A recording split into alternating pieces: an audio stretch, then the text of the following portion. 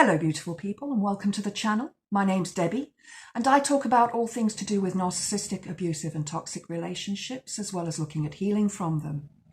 And today's video, the narcissist is an addiction. Now, when we think of the word addiction, we often think of drug addiction. I mention that first because in many conversations that I have had, if you say you are an addict, you're normally an addict to drugs. But of course, there are many other addictions, as we know: drugs, gambling, alcohol, games on our computers, on our phones are also now an addiction. But often we find that the narcissist is an addict of something. Now, granted, this is not all narcissists, but a majority of them are addicted to something. And if they're not addicted to alcohol, drugs, gambling, porn or sex, they're addicted to themselves, because that's narcissism. What about you? Do you feel that you are addicted to the narcissist? I'd love to hear your thoughts on that in the comments below. First, before I get into the video, if you enjoy it, please click the like button. Please subscribe to the channel and share with your family and friends. Also, if you would like to chat with me, you can email me at debbiewolfmoon@yahoo.co.uk and I will get back to you and we can set something up. So first of all, are you an addict? Do you feel that you've been addicted to something? I can say that I'm an addict to certain things. I'm not going to discuss them on this channel. But perhaps since you have been in a relationship with the narcissist, you may well have become addicted to one of their addictions. Because remember, at the beginning of the relationship, the narcissist mirrors you and they do what you do. And eventually that behavior turns into the behavior of you do what they do. So the narcissist may well have become your addiction. And that's perfectly normal. You may find yourself sitting at home of an evening thinking, I wish they'd come home soon. I really want to talk to them. I want to be with them. Or they're away for a week at work, or something's come up late that they've had to stay at work and you're missing them. It's like an addiction, isn't it? You can't imagine life without them. I know I couldn't imagine my life without my ex. Now I can see a whole bright future in front of me, and you will too. I promise, you will too. Your narcissist is an addiction. You are addicted to them. They have created this addiction through the trauma bond.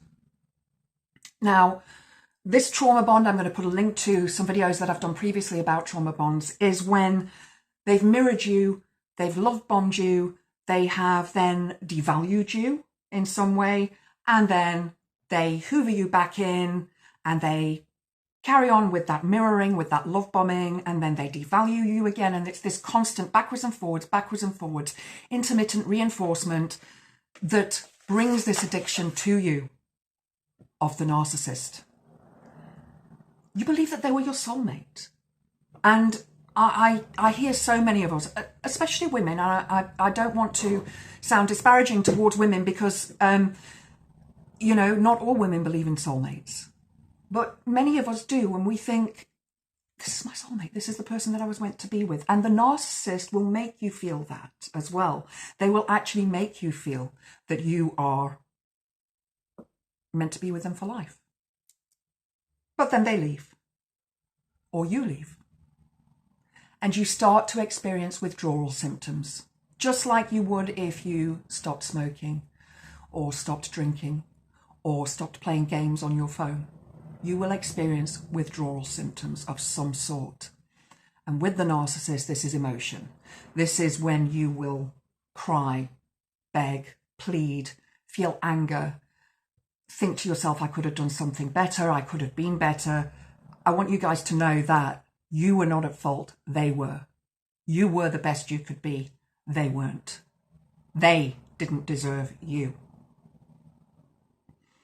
So all of these thoughts will stay in your mind. And this rumination that you start going through after they've left, constantly thinking about them, checking their social media, trying to find out what they're doing. It's addiction. You are addicted to this person, and now you need to break this addiction. It's time for you to rehabilitate yourself. Therapy. Therapy is the most wonderful way of getting over addictions. Journaling, doing things for yourself, starting something new, setting new goals for yourself. I started studying psychology in September last year, and it is the best thing I ever did.